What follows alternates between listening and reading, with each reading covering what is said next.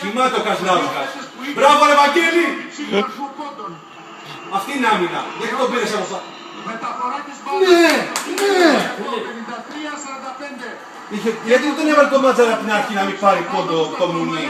Κοίτα τι ωραία άμυνα το παίζει να πούμε. Για να δω. Ο Μάτζαρας θα το πάρει το πρωτάθλημα. Ναι. Αυτό που κάνει ο Ναβάρο. Ένα καλάθι, μάγκες, ένα καλάθι. Ψηλό. Ναι!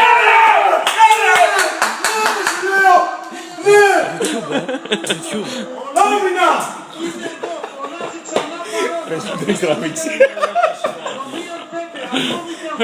Άμυνα!